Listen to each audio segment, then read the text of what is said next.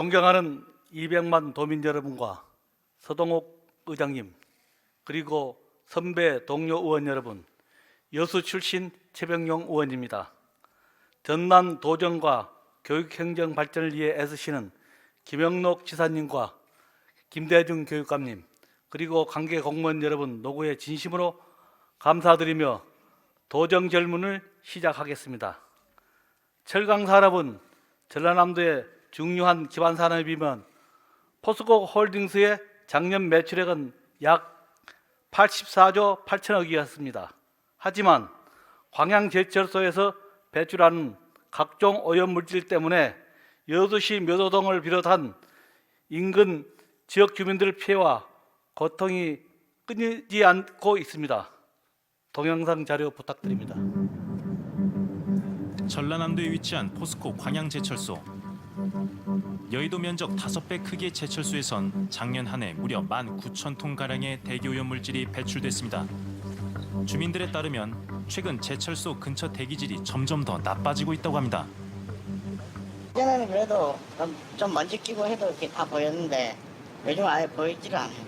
별로 안 좋지. 맞바람이 불면 쇳가루 같은 게 날려서 얼굴도 막 반짝반짝하게 많이 묻어나고 해가지고 그다음 좋은 여건은 아니에요. 낚시하시는데 예. 인근 식당 주인은 우리에게 보여주고 싶은 영상이 있다고 했습니다. 정명성 씨가 보안용으로 설치해놓은 CCTV. 그 속에는 그날 새벽 제철소의 모습이 찍혀 있습니다. 그런데 위에부터 이래갖고 지금 띠가 지금 형성된 겁니다. 예. 그래갖고 이 형성되면서 계속 이쪽으로 와요. 새벽 4시 40분경 제철소 굴뚝에서 다량의 연기가 위협적으로 뿜어져 나옵니다. 날이 밝은 뒤에도 하늘로 솟구치는 연기 기둥은 이 일대 하늘을 모조리 뒤덮을 기세입니다.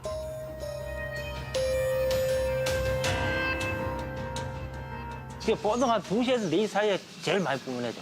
정말 시커먼 연기는 이제 떨어지는 게 느껴져요. 그리고 조금 있으면 이제 까맣게 이렇게 묻죠. 그냥 반짝반짝하고 막 눈에 들어가면 눈도 겁내 따갑고 그래요. 유독 캄캄한 새벽녘에 가장 많이 뿜어져 나온다는 연기. 제철소 바로 맞은편에 사는 정 씨 가족의 피해는 심각합니다. 지금까지 가만히 있어도요, 이제 바람만 조금만 불면 우리 피부 자체에도 막 많이 붓는 게 느껴져요. 스모그 그런 게 원체 심각하게 이렇게 막 이쪽으로 올 때는 진짜 너무 심해요. 이게. 다량의 쇳가루와 분진이 바람에 실려온다는 겁니다. 이게 전부 다 그걸 거예요, 아마. 이거 봐봐요, 반짝반짝하잖아. 이게 실내인데 하루 이틀만 이렇게 돼요? 매일? 네. 문을 열어놓으면 그러네요, 창문. 아, 어디서든지 불어 들어오는군요. 네, 전부 다. 네. 청소를 해도 그때뿐. 반짝반짝하죠? 매일 검은 분진이 실내 곳곳에 쌓이는 상황. 삶의 터전을 떠날 수도 없어 부부는 매일같이 걱정을 안고 살아갑니다. 냄새도 좀 역할 때도 있어요, 한 번씩. 그럴 때는 정말 안 좋은 걸 뿜어대거든요. 그럴 때는 정말 힘들어요. 정말 힘들더라고. 근데 나도 밖에서 살다가 와가지고 여기서 살지만은 진짜 많이 먹고 사네요, 진짜. 영상 잘 보셨습니까? 이 다큐는 지난 2019년도 방영됐지만 4년 가까운 시간이 흐른 지금도 상황은 크게 나아지지 않았습니다. 동부본부장님, 바른 대로 나와주시기 바랍니다.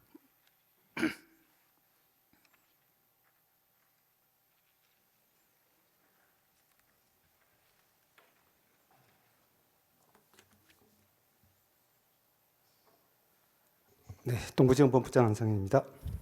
먼저 대기환경관리권은 언제 환경부로 넘어갔죠? 통합관리권이 이양되면서 지난해부터 환경부로 이관이 되었습니다. 지난번부터 넘어갔죠? 예, 지난해부터입니다. 예, 그러면 광양제철소에 관련 질문을 하겠습니다. 네네. 광양제철소는 언제 설립되었습니까? 제가 정확한 그 연도는 기억 못합니다. 1980년대 후반으로 알고 있습니다. 그렇죠. 한 30년 정도 예. 됐죠. 그렇습니다. 여수시 묘도동 주민들이 제철소에서 날아오는 분진 때문에 30년 넘게 고통받고 있는 거 알고 계시죠? 네, 최근에 보도를 보고 알고 있습니다. 광양 제철소에서 중금속 물질이 어디서 많이 나온 줄 알고 계십니까? 일단 뭐 굴뚝에서 배출되는 게 좀 있고요. 또 원료 야적장에서 아마 비산되는 부분도 좀 있을 거라고 생각을 합니다. 그 파쇄하면서도 많이 발생한 거 알고 그렇습니다. 계시죠? 파쇄와 야적 과정에서 발생하고 있습니다. 그렇다면 그 야적장 주변에 중금속 물질 측정기를 설치되어 있습니까? 지금 그 주변에 여수 묘도하고 광양 중동에 지금 중금속 측정망이 있습니다. 언제 설치했습니까? 설치는 꽤 오래돼서 계속 관리를 하고 있는 겁니다. 네. 2021년도에 한번 모니터링 설치한 걸로 알고 있는데요. 그거 알고 계십니까? 네, 지금 광양만권에만 해도 중금속 측정망이 6개소가 설치가 되어 있습니다. 묘도는 제철소에서 가장 큰 고통을 겪은 지역 중에 하나인 줄 알고 계시죠? 네, 알고 있습니다. 그 당연히 설치돼야 되는 거고요. 네, 그래서 여수 묘도하고 광양 중동에 지금 설치가 되어 있습니다. 그런데 환경 기준 초과하는 중금속 물질은 명확히 알려준 중금속 물질이 가장 많이 배출된 데 장소에 설치된 거 알고 계십니까? 네, 그렇게 알고 있습니다. 그 본부장님께서 전남도가 지난 21년도 묘도 지역 환경 대기질 조사한 적이 있죠? 네, 보건환경연구원에서 2021년에 설명 좀 부탁드립니다. 네, 우리 도의 보건환경연구원에서 2021년 5월부터 그 다음에 4월까지 약 1년에 걸쳐서 주민 그 환경 대기질 조사를 4개월에 걸쳐서 환경 대기질 조사를 실시를 한 바 있습니다. 그때 결과가 철이나 아연 또 그다음에 망간 등의 중금속이 검출되었다라는 조사 결과가 있고요. 또 특히 그 중에서 철 성분은 인근의 그 광양산단에서 영향을 받은 것으로 추정을 하고 있습니다. 그 최대한 두 배 정도 철 같은 거는 2배 이상 지금 많이 난 걸로 알고 철은 계시죠? 보통 1.2배에서 1.9배까지 많이 그러니까 나온 거의 걸로 2배 정도 많이 나온 그렇게 걸로. 검출됐습니다. 네.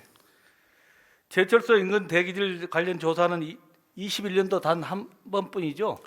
일단 그 2021년 한 번 했고 예. 또 2022년에는 또 그 국립환경과학원에서 주민 환경보건 평가를 또 실시를 했었습니다. 본부장님, 환경보전법 시행령에 따르면 지자체에서 산단 단지 인근 지역 주민들 대상으로 건강 영향 조사를 할 수 있게 되어 있죠. 네, 네, 그렇습니다.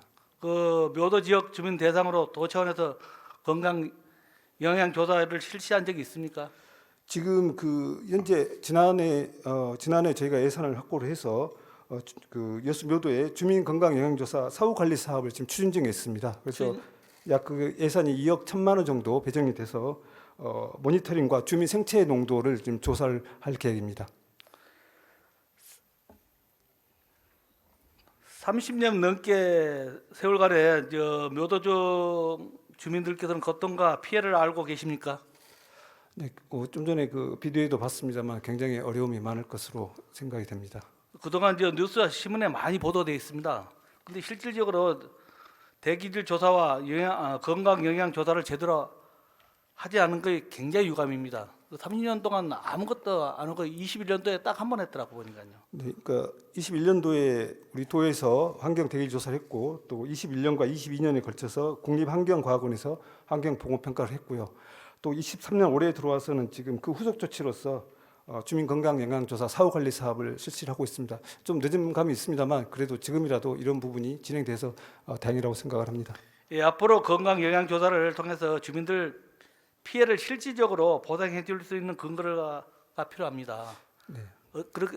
그렇게 하시겠습니까? 네, 사후 조사 그 관리 사업의 영향 결과를 보고 후속 대책을 마련하도록 그렇게 하겠습니다.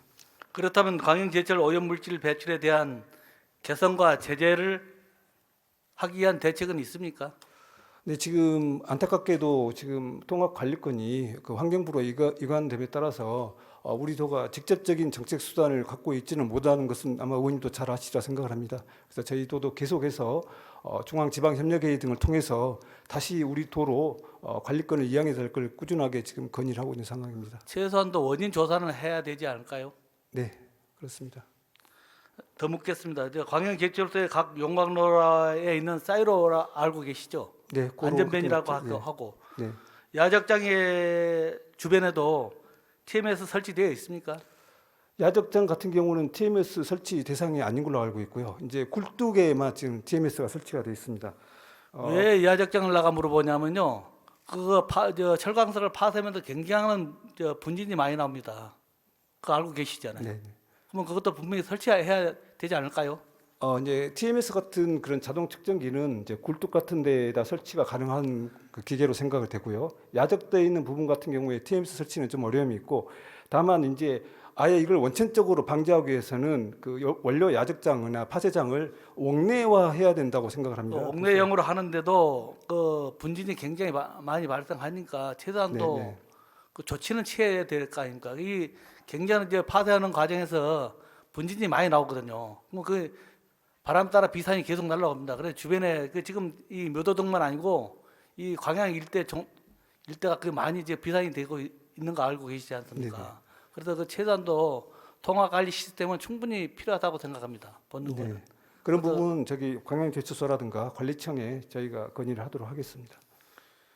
왜 내가 물어보냐면요. 여수 국가사안단은 TMS가 설치되어 있습니다. 근데 가장 많이 오염 물질이 배출하는 사이로나 야적장에 설치되어 있지 않는 게 굉장히 지금 문제가 되거든요. 그거에 대한 설명 좀 해주십시오. 말씀드린 대로 지금 TMS 같은 경우도 그 광양제철소가 2020년까지만 해도 42개소에 불과했는데 올해까지 해서 171개소로 지금 대폭 확대가 됩니다. 실질적으로 TMS가 된 데가 이 산단하고 주변 크게 관계 없는 데가 의외로 많이 설치돼 있더라고 보니까 나도 조사해 보니까요. 여수시 쌍봉동이랄지 뭐 율촌은 그나마 문제가 있습니다. 왜냐하면 하이스코 때문에 문제가 좀 있는데 이 실질적으로 우리가 일상 대기질에 문제 있는 게 설치돼 있더라고요. 그래서 제가 원하는 건 뭐냐면 다량 오염 물질이 많이 나온 데가 TMS를 설치해야 된다는 거 생각합니다. 제가 봤을 때는. 네, 좀 전에 말씀드린 바와 같이 그 부분에 대해서는 현재는 TMS가 굴뚝 위주로 설치가 되어 있는데 의원님의 그런 제안은 저희가 관리청과 또 광양제철소에 전달하도록 하겠습니다. 내가 제안을 한번 하겠습니다. 우리나라 중금속 물질 관리법이 있습니까? 중금속 물질 관리법은 현행 제정되어 있지 않습니다. 제정되어 각 있지 개별 않습니다. 법령에 의해서 관리되고 있습니다. 네. 여수구가 화학산단은 화학물질 관리법이라는 법이 있거든요. 알고 계시죠? 알고 있습니다. 예. 그래서 대량 물질, 중금속 물질이 배출되는 중금속 관리법이 필요하다고 생각하는데 본 의원은 생각하는데 우리 본부장님은 어떻게 생각하십니까? 네, 이제 화학물질 관리법 같은 경우는 이제 제조 공장에서 기업에서 제조 과정에서 사용하고 발생하는 화학물질을 관리하는 그런 법이 되겠고요. 지금 중금속 같은 경우에는 각각의 대기나 토양이나 수질 관리하는 법에서 개별적으로 관리가 되고 있습니다. 그래서 제가 왜 방금도 이야기했지만 중금속 물질 관리법이 필요하냐면 대량 분진이나 중금속이 발생했던 지역을 이야기하는 겁니다. 예를 들면 화학산단도 마찬가지입니다. 실질적으로 화학물질 관리법이 있는 이유가 산단, 제조하는 회사가 있기 때문에 저 관리법이 필요한 거거든요. 그러면 이 화학물질 관리법이 필요 없습니다. 왜 하냐면 자동차에서도 배기가스가 많이 나오기 때문에요. 그죠? 화학물질이 많이 나오지 않습니까? 그래서 이 다량의 중금속 물질이 많이 나오는데 충분히 관리 감독하기 위해서 이 관리법을 설치하지 않은 겁니다. 네, 의원님의 그 제안 충분히 이해를 했고요. 저희가 그 부분은 굉장히 전문적이고 기술적인 내용이다 보니까 제가 환경부나 국립환경과학원과 한번 그 내용을 협의를 해보도록 하겠습니다. 의회와 협력해서 정부의 중금속 물질 관리법을 제정하도록 해야 되겠죠. 근데 일단 저희가 사전에 그 부분은 굉장히 전문적이고 기술적인 내용이기 때문에 환경부나 국립환경과학원과 한번 협의를 해보도록 하겠습니다. 또 그리고 대기 환경 관리권도 지금 환경부로 전부 다 넘어갔지 않습니까? 네, 일종은 지금 환경부로 다 넘어갔습니다. 넘어갔죠. 그런데 지자체가 지금 제일로 많이 필요한 데가 일종입니다. 그렇습니다. 그렇죠. 예, 맞습니다. 근데 앞으로 정부에 건의해서 네. 다시 지방 정부에 이양할 수 있게끔 건의할 의향은 있습니까? 네, 저희가 지금 계속해서 저희랑 유사한 여건에 처해 있는 경남이나 울산이나 또 충남이랑 같이 협력과 연대를 통해서 계속 건의를 하고 있고요. 중앙지방협력회의를 통해서 지금 안건으로 상정을 해서 그 부분 계속 열심히 노력을 하고 있습니다. 예, 꼭 그리해 주시기 바랍니다. 네, 노력하겠습니다. 다음 질문을 하겠습니다. 본부장님, 네. 바닷물은 누구 것입니까? 하천과 바닷물 같은 경우에는 네, 국가가 국가- 관리하는 곳에 되어 예, 있습니다. 국가 소유지요. 그렇습니다. 바닷물 관리는 하는 곳은 있습니까?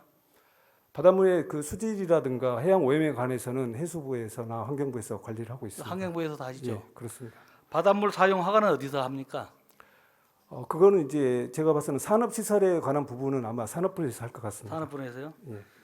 왜 내가 그거 물어보냐면 실질적으로 바닷물 사용하는 데가 많이 있더라고. 그렇습니다. 의외로 많더라고요. 예, 맞습니다. 굉장히 많이 사용하고요.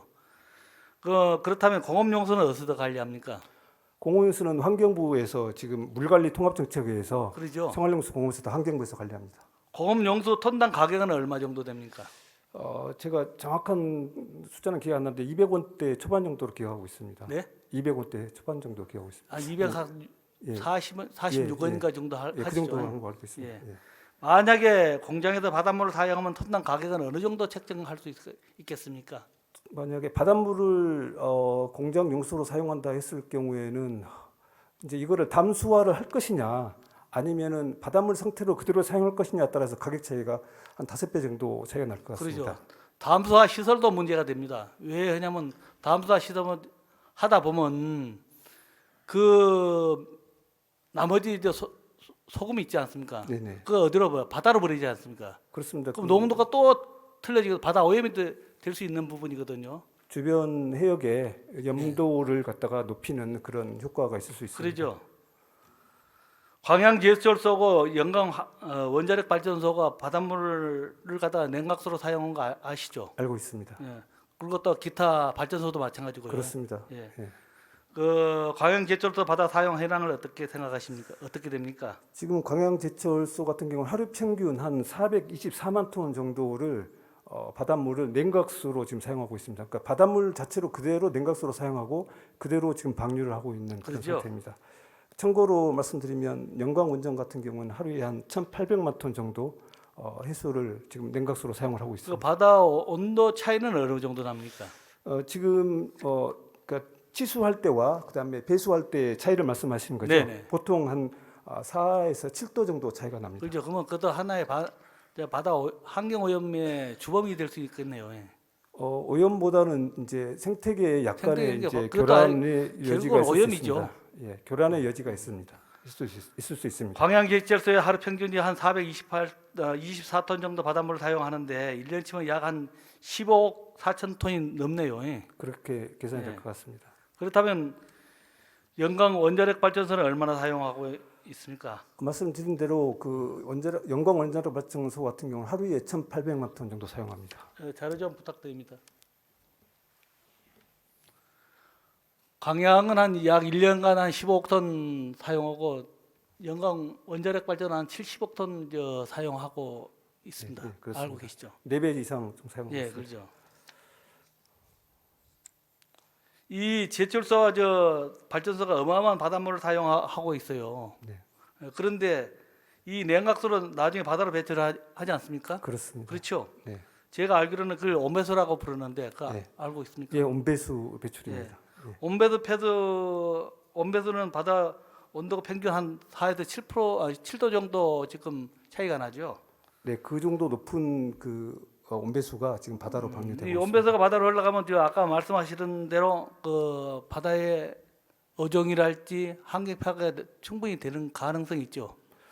네, 이제 온배수로 인해서 어족 자원이 늘어날 수도 있고 오히려 늘어날 수도 있고요. 또 줄어들 수도 있고 또 어종의 그 물고기의 어떤 개체 종류가 어종이 바뀔 가능성도 있습니다. 지금 거의 그 발전소나 이 제철소 있는데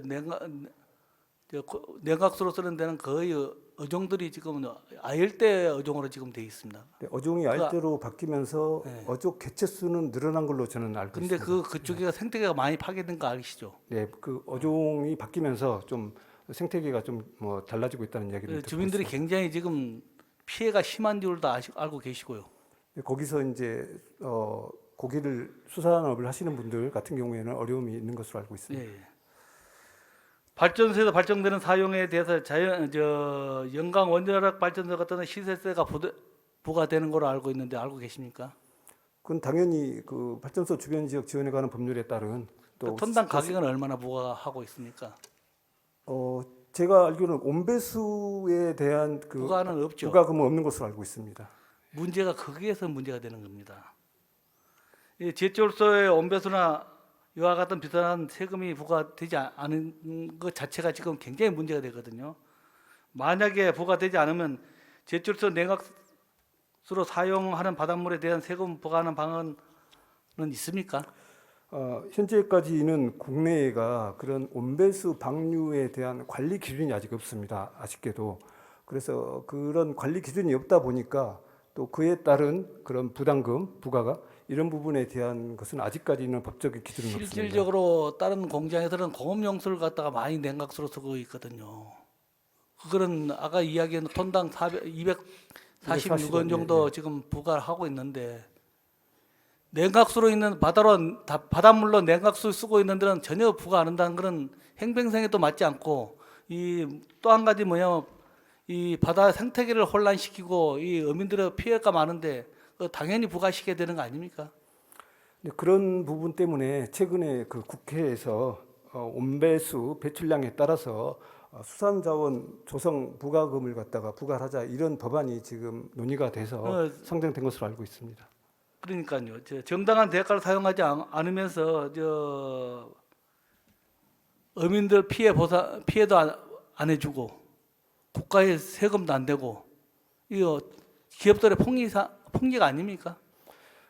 그거는 제가 여기서 답변 드리는 내용보다 아니 그러니까 국회에서 입법 차원에서 해결해야 될 문제일 것 같습니다. 본부장님 생각은 어떠시냐고? 그런 부분에 대해서는 이제 뭐 정당한 어떤 그 원인자 발생 원칙에 따라서 부담할 수 있는 부분은 부담하는 것도 가능할 거라고 생각합니다. 예, 본부장님 지금까지 언급한 대기오염과 온배수 문제는 지역 주민들의 생명과 생업에 걸린 중대한 사안입니다. 네. 그거 알고 계시죠? 네, 저희가 좀 더 관심을 갖고 챙겨보도록 그렇게 예, 하겠습니다. 주민들의 수십 년간 기업은 물론이고 국가와 지자체의 해결을 요구해왔지만 아직도 나아진 적이 없습니다. 광양제철소 야적장과 용광로 사이로 인근에 TMS 설치하셔야 되고 환경보존법에 따른 인근 지역 주민을 대상은 도 차원에서 건강 영향 조사 하셔야 되고 대기환경보존법에 따른 외 오염물질을 규제할 수 있는 중금속 관리법을 제정하셔야 될 것 같습니다. 반드시 필요하다고 생각하는데 본부장님 어떻게 생각하십니까? 네, 뭐 제가 계속 그 같은 답변을 해왔기 때문에요. 요약해서 말씀드리자면 저희가 할 수 있는 부분은 저희가 하고 또 관리청이라든가 또 기업에다가 저희가 요구할 내용은 종합적으로 검토를 해서 요구를 하도록 그렇게 하겠습니다. 충분히 검토하시고 요구 좀 해주시기 바랍니다. 그렇게 하겠습니다. 예, 감사합니다. 들어가셔도 되겠습니다.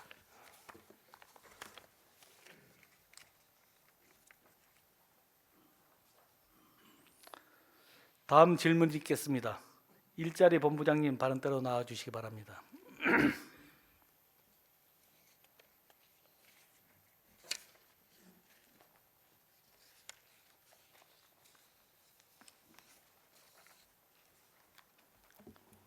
예, 일자리 본부장 유현우입니다.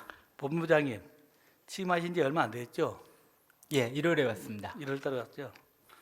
앞으로 양질의 일자리 창출과 지역 경제 활성화를 위해서 최선을 다해 줄 것을 부탁드립니다. 예, 열심히 하겠습니다. 본부장님, 전라남도 노동인구는 얼마나 됩니까? 지금 산업안전공단에 따르면 71만 3천 명 정도 됩니다. 굉장히 많습니다. 예, 그렇습니다. 71만. 노동정책팀은 어떤 일을 하고 있고 인원은 몇 명 정도 됩니까? 지금 현재 중소기업 벤처과에 있는 노동정책팀은 4명입니다.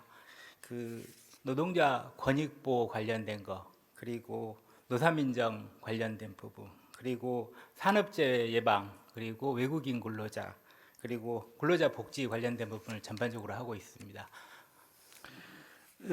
노동정책팀은 어떤 일을 팀장 포함해서 4명이죠?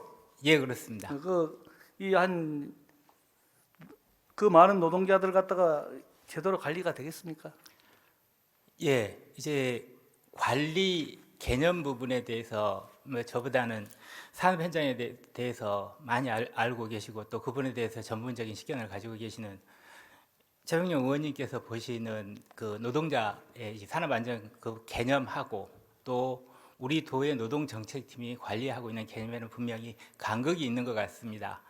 우선은 노동자 전체에 대해서 이 산업안전보건 관련된 부분에 대해서 처음에 이 조사라든지 관리라든지 문제가 됐을 때 이 조치한다라든지 이후 사후 관리한다라든지 이런 부분을 총괄적으로 한다라면 현재 우리 노동정책팀 업무로는 못하는 부분입니다. 다만 이 부분은 현재 법적으로 중앙정부가 기본적인 툴을 가지고 있고 저희 지방자치단체는 이 부분에 대해서 예방 부분에 대한 그 부분적인 업무 그리고 정부 정책에 대한 협조 이런 부분이 돼 있어서 현재 그 업무를 하고 있는 상황입니다. 그 지금 업무를 하고 있는 건 통상적인 일반 업무죠.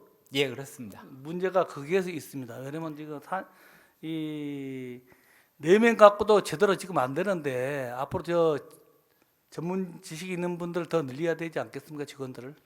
예, 우선은 이제 산업재해 안전 관련된 부분에서 기본법이라고 할 수 있는 산업안전 그 기본법은 81년에 됐지만 21년에 개정이 됐습니다. 그리고 중간에 이제 중대재해라는 개념이 나오고 중대재해 그 예방법이 22년에 만들어졌습니다. 여기에서 부과되는 업무 또 이후 이 24년에는 그 범위가 조금 더 확장되게 되는데 그런 부분으로 하면 현재 인력으로는 부족하다고 볼 수 있습니다. 앞으로 더 늘릴 제가 봤을 때는 이게 노동정책관이 우리 중소벤처과에 있죠. 예, 그렇습니다. 그 과에 있는 것 자체도 지금 내가 봤을 때는 문제가 되는데요. 현재 이 업무를 하고 있는 우리 17개 시도를 보면 반반인 것 같습니다. 경제하고 고용 관련된 부서회가 반 정도가 있고요. 안전에 관련된 부서회가 지금 반이 있는 상황입니다. 본부장님, 최근 5년간 도내 산업재해로 사망한 해낭인 어떻게 됩니까? 지금 작년에 36명 그리고 그 21년에 40명 그리고 50명 이렇게 5년 평균에서 44명입니다. 1년에요? 예, 5년 평균 연간 연 44명입니다. 왜 이리 사망자가 발생한다고 생각하십니까? 우선은 이제 저희 그 지역의 산업 부분이 조금은 아까 앞부분에서 우리 보건환경국 질문에서 했지만은 그 화학이라든지 이런 부분 좀 위험 사고가 발생할 수 있는 부분도 많은 산업적 특징이 있고요. 그리고 50인 미만 사업장이 산업 안전 관리 부분에 대해서 취약한데 우리 도 같은 경우는 80% 이상이 50인 미만 사업장이어서 또 많이 가중되고 있는 측면이 있습니다. 첫 번째 제가 알기로는 봤을 때는요. 첫 번째 빨리빨리 시공을 빨리빨리 하려고 한 거 있고 예. 두 번째 최저 낙찰가 예. 하다 보니까 저기능자들을 갖다가 배출합니다. 그런 경우가 기타 등 많이도 있는데 예, 오늘 현장에서는 두 가지만, 그런 것 같습니다. 실질적으로 제일로 많이 한 건 저단가로 인해서 안전관리가 제대로 철저하게 안 지켜지는 거예요. 예, 가장 많은 게 이제 뭐 떨어짐이라든지 게임이라든지 그런 사고를 봐서 의원님 말씀 맞는 것 같습니다. 여수 국가 산단을 갖다 노후 산단이라고 하는데 왜 그럽니까? 이거 보니까 뭐 언론에서 계속 국가 산단을 갖다 노후 산단 하는데 단적으로 1970년대 초반에 여수 국가 산단이 만들어졌고 이후 지속적으로 확장이 돼 왔지만은 거기 있는 산업 시설들이 제가 보기에는 지금 50년 가까이 된 시설도 있어서 당연히 뭐 노후화된 것으로 보입니다. 오래됐다고 해도 노후 산단이라고 하면 되겠습니까? 예를 들어서 우리 고택관 데는 오래됐으면 전부 다 쓰러지고 져야 됩니까? 아니지 않습니까? 예. 그런데 이제 문제는 뭐냐면요. 90년대 중반까지는 2년 가동하고 한 달 정도 대정비를 했어요. 예. 근데 어느 날 갑자기 쭉 하다가 지금은 4년에 와서 한 40일간 대정비를 하더라고. 4년 가동하고. 아, 예. 그동안 그런 거 관리도 안 하셨죠? 제가 알기로는 2, 3년에 그 지금 의원님 말씀처럼 1개월 정도씩은 다 하는 것으로 그렇게 알고 있습니다. 대정수라고 해서. 지금 대정비가 지금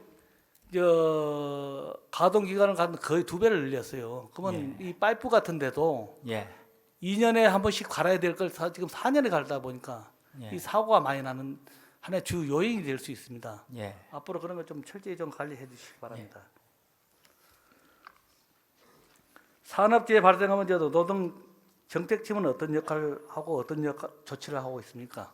우선은 이제 그 앞부분에서 말씀드렸다시피 이 기본적으로 이제 두 가지 법이 있습니다. 산업재해 관련법이 있고 그다음에 중대재해법이 있는데 기본법은 산업재해법인데요. 여기에서 지금 그 기본적으로 이 행정 절차를 하는데 사전 조사에서부터 사고가 났을 때 조사 이후 처리 그다음에 이후 그 사고 후에 대한 조치 이런 부분까지 기본적으로 고용부의 업무로 되어 있습니다. 그리고 지방자치단체는 여기 정부 업무에 대해서 협조하는 부분하고 그다음에 산업 안전 예방에 관련된 교육 그리고 홍보 그리고 그 지도 이 기능만이 되어 있습니다. 그래서 현재 이 부분을 지금 해가고 있습니다. 다만 이러한 업무도 최근 내에 지금 지방자치단체의 업무로 규정되는 상황이어서 계속 이제 확대는 하고 있는 상황입니다. 예, 알겠습니다. 수고하셨습니다. 들어가셔도 되겠습니다.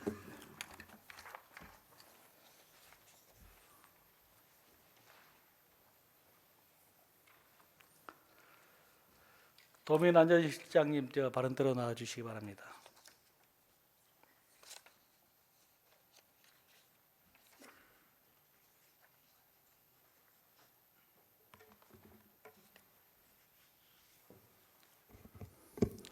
예, 도민안전실장 김신나입니다. 실장님, 예, 도민안전실은 어떤 역할을 하고 있습니까? 재난, 그러니까 사회 재난하고 자연 재난으로부터 우리 도민들의 생명과 신체, 재산을 보호하고요. 이와 동시에 중대재해, 중대산업재해하고 시민재해를 통해서 도민들을 보호하는 역할을 하고 있습니다. 그렇다면 도민안전실은 산업재해 예방에 대해 어떤 일을 하고 있습니까? 산업재해 포괄적으로 방금 앞전에 일자리 본부장이 했던 것처럼 산업재해에 대한 기본법은 산업안전보건법입니다. 그래서 그건 고용노동부 업무 소관 업무고 그래서 거기에 대해서 총괄은 경제 일자리 본부에서 하고 있고 저희 도민안전실에서는 그 중에서 중대재해 특히 이제 중대재해가 두 가지가 있습니다. 하나는 산업재해가 있고 중대산업재해, 중대시민재해가 있는데 특히 중대산업재해에 대해서 저희들이 담당을 하고 있습니다.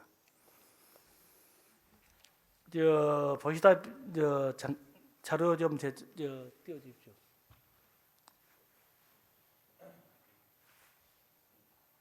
그 말고 다음 거. 정책 안전 정책 거.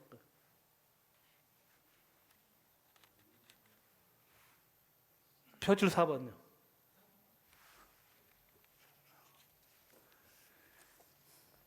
어, 78번을 보면 중대산업재해 예방 및 대응 매뉴얼 및 훈련 관리 있죠. 예, 예. 이거는 산재 관련된 거거든, 산업재해 관련된 거, 그죠? 그러니까 산업재해 중에서 네. 당초에 산업재해가 발생하면 주로 이제 현장에서 그 현업 지도감독자가 처벌받기 때문에 좀 법을 강화해서 그 사업장의 고용주나 사업주를 처벌하기 위해서 특별법을 만들게 준비 처벌입니다. 산업재해가 몇 명을 이상이 사망자가 한 명 이상이 한 명 나거나 이상이죠. 예, 예. 제가 이야기하는 거는 산업재해 사망을 갖고 이야기하는 거거든요. 예, 예. 그래서 이 도민 정책 안전 정책과에서 이걸 지금 관장하고 있더라고 보니까. 예, 예, 그렇습니다.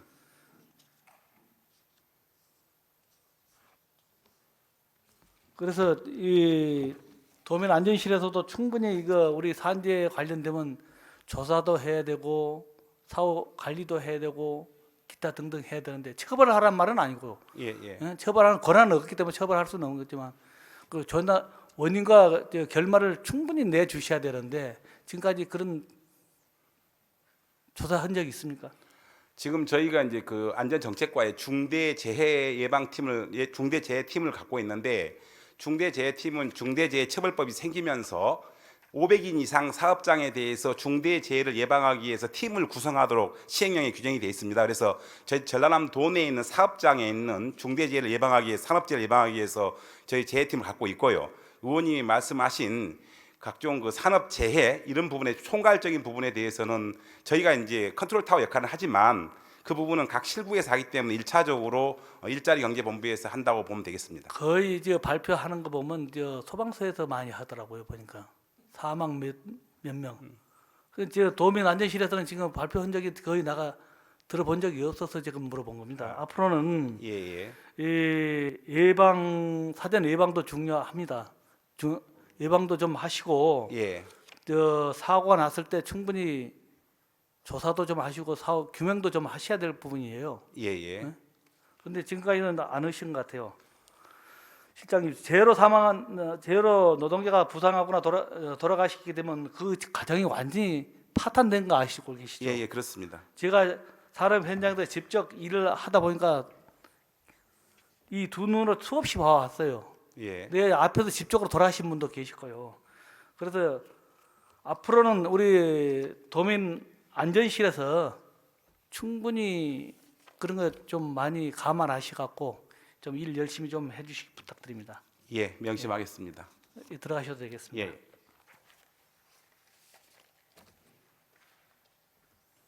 다음 질문하겠습니다. 전략산업국장님 발언대로 나와주시기 바랍니다.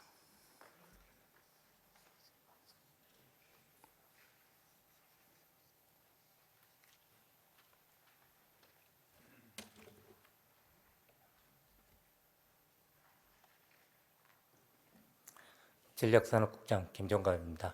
국장님, 전남 제조 구조를 보면 석유화학, 철강, 조선 3대 주력 산업이 생산량의 약 89%, 매출액의 90%, 일자리의 53%를 차지하고 있는 것 알고 계시죠? 예. 그런데 특히 석유화학하고 철강 산업은 대표적인 온실가스 다배출 기업으로 최근 탄소 중립 강화를 요구하고 있고 산업 환경 변화에 대응하기 위해서 기술 인력, 인프라에 대한 대대적인 전환이 필요한 상황입니다. 알고 계시죠? 예, 그렇습니다.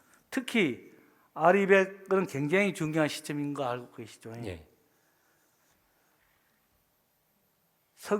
국장님, 석유화학하고 철강 산업이 담당 국장으로서 경쟁력 강화를 위해서 어떤 일을 추진하고 있습니까? 예, 최근에 글로벌 탄소 중립이 그 모든 산업 분야에 하나 그 트렌드화 돼 있습니다. 그런데 저희들 주력 산업이라 할 수 있는 석유화학, 철강 산업이 상당히 좀 아쉽게도 이 온실가스 배출을 하는데 우리 도 산업 분야의 전체 한 92%를 차지하고 있습니다. 그래서 저희들은 이런 그 석유화학, 철강 분야의 온실가스를 좀 줄이는 탄소 중립을 실현할 수 있는 그런 노력을 하고 있는데요. 우선은 석유화학 철강 산업의 경쟁력 강화를 위해서 탄소 중립 전환이 필수라고 보고 여기에 따른 각종 그 CCU 사업이랄지 그 철강 고부가 사업 그런 사업들을 통해서 이 온실가스 배출을 줄이고 또 관련 그 정부 출연하는 화학 연구원이나 KTR이나 KTL 이런 그 전문 연구기관도 저희들 지역 내에 유치를 해서 이 탄소 중립을 실현해 선도해 나갈 수 있도록 그런 노력을 지금 기울이고 있습니다. 화학하고 철강산업 팀이 3명입니까? 4명입니까? 지금 팀장 포함해서 3명입니다. 3명이죠. 네. 이 굉장히 큰 산업을 장치 산업을 해서 3명 갖고 되겠습니까? 예, 업무 보조도 안 되고 현장에 가지도 못할 것 같은데.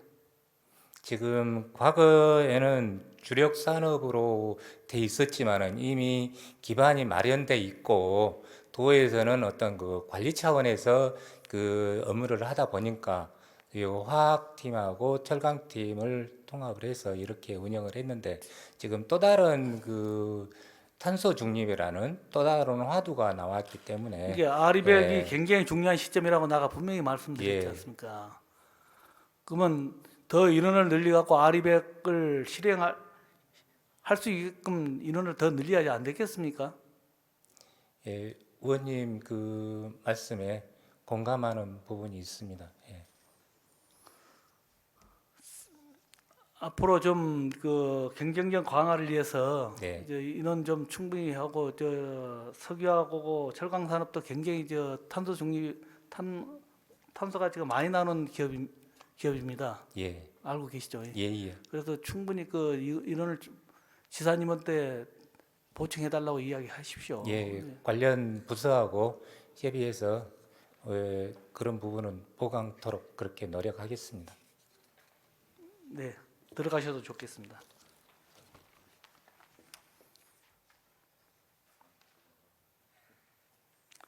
자치행정국장님 발언대로 나와주시기 바랍니다.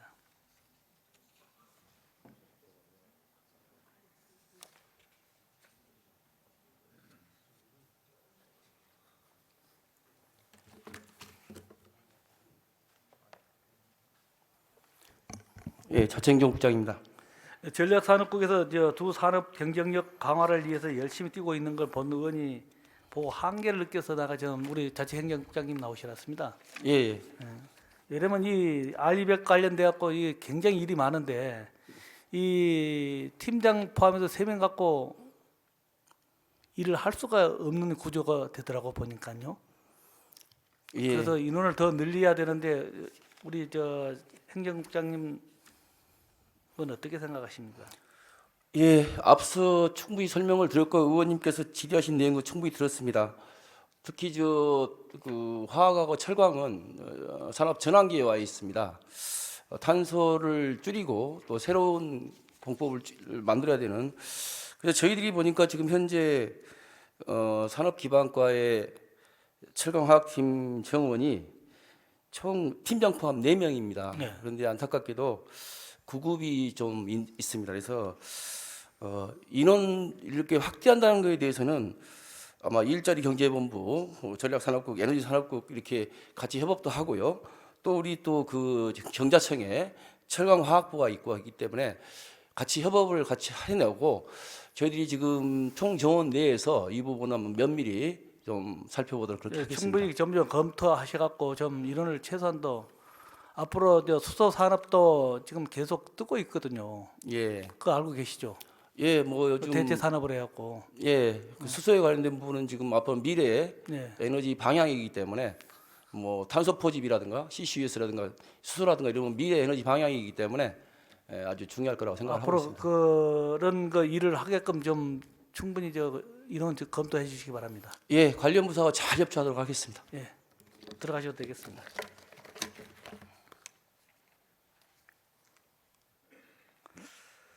마지막으로 지사님께 답변 듣겠습니다. 지사님 발언대로 나와주시기 바랍니다.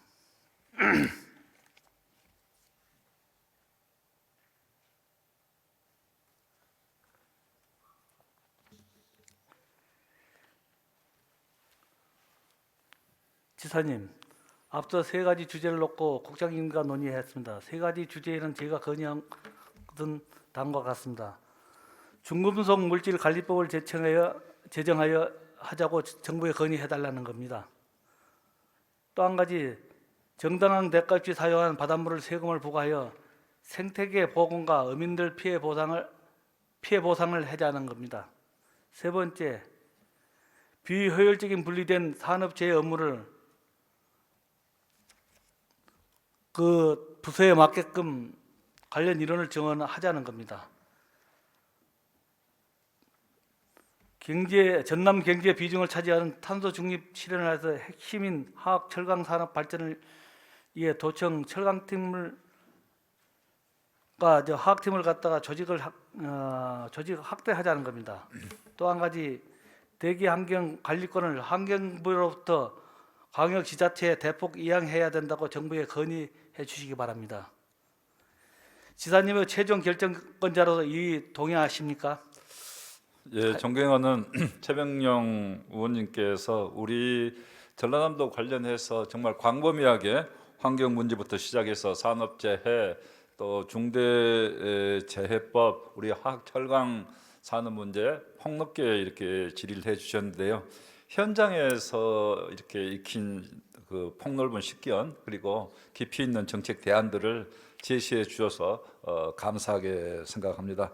의원님께서 말씀하신 부분들은 종합적으로 말씀을 드리면은 자치단체에 더 권한이 주어져야 된다 이겁니다. 결국은 모든 환경 문제, 예를 들면 산업재해 문제가 중앙정부가 권한을 가지고 있고 지방환경청이랄지 지방노동청에서 지도 단속 권한, 정책 권한을 가지고 이렇게 일을 하고 있고 자치단체는 오로지 보조적인 수단에 불과하고 잔일 있을 때 일 시키는 거.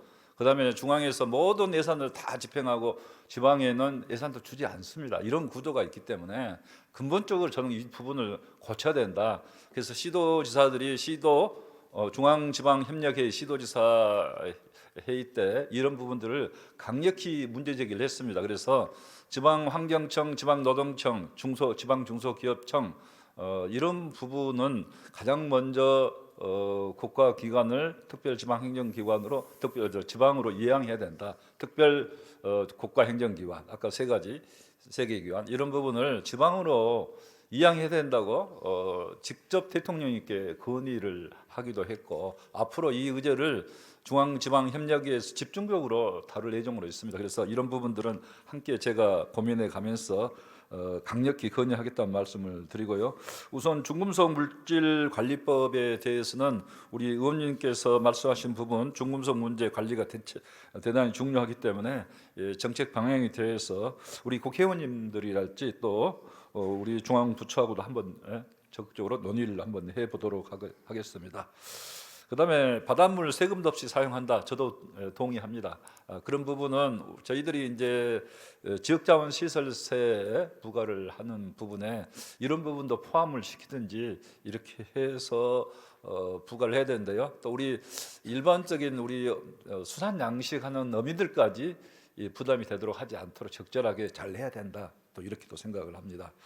그다음에 산업재해 문제 이 부분도 사실 산업재해 문제는 노동부 업무 중에서 가장 지방하고 연관이 깊은 업무입니다. 우리 지방에 거주하는 우리 노동자들 문제이기 때문에 사실 지방자치단체가 직접 관장할 수 있어야 되는데 이런 부분도 지금 그렇게 안 돼 있습니다. 사실은 여수산단에 대해서 산업재해에 나오면은 도지사가 달려갑니다. 달려가지만은 권한은 사실은 없습니다. 그래서 이런 부분에 대해서도 앞으로 고쳐져야 된다 생각하고 그러지만은 보조적인 역할이라도 우리가 충실히 해서 중앙이 경각심을 갖도록 끊임없이 우리가 문제 제기를 해줘야 된다. 이렇게 생각을 합니다. 아울러서 아까 철강화학팀 이야기도 하셨는데요. 이런 부분에 대해서는 저희 테크노파크에 또 이런 전담해서 일하는 부서가 있습니다. 사실은 우리 도청에만 일하는 부서가 있는 건 아닌데요. 종합적으로 잘 살펴보도록 하고 아리백과 관련해서는 우리가 지금 그 방향으로 적극적으로 나가야 되는데요. 어느 한 부서만의 일로서 하면은 어렵습니다. 그래서 종합적으로 협업을 해야 되고 필요할 땐 TF 기능을 활용해서 종합적으로 추진하도록 해야 된다 이렇게 말씀을 드리면서 팀을 보강하는 문제는 우리 관련 부서들하고 잘 한번 더 협의를 해 보도록 하겠습니다. 그래서 저는 팀도 보강하고 물론 사람도 늘려야 되겠지만 제일 중요한 부분은 우리가 할 일이 주어져야 됩니다. 예산이 중앙에서 와야 이 팀도 늘리고 이렇게 할 건데 그런 부분이 사실은 저는 지방행정 중앙 왔다 갔다 했습니다만 왔다 갔다 하면서 근무했습니다만 너무 문제가 많습니다. 도의 권한은 지방의 시장군수에게 많이 주었습니다. 중앙의 권한은 그러면은 중앙의 권한을 도에 주기로 한 건데 중앙의 권한들은 잔일 또 귀찮은 일만 지방에 많이 주어졌고 실질적인 권한들은 지금 광역자치단체에 주어지지 않았기 때문에 이런 부분에 대해서도 앞으로 적극적으로 노력하고 특히 환경부의 그 대기 환경 지도 단속 권한이 중앙으로 통합된 것은 정말 잘못된 거꾸로 가는 시대의 착오적인 그런 조치였다고 생각을 하고 있습니다. 그래서 그런 부분은 지속적으로 건의를 해 나가겠습니다. 답변 감사합니다. 감사합니다. 이상 질문을 마치겠습니다. 감사합니다.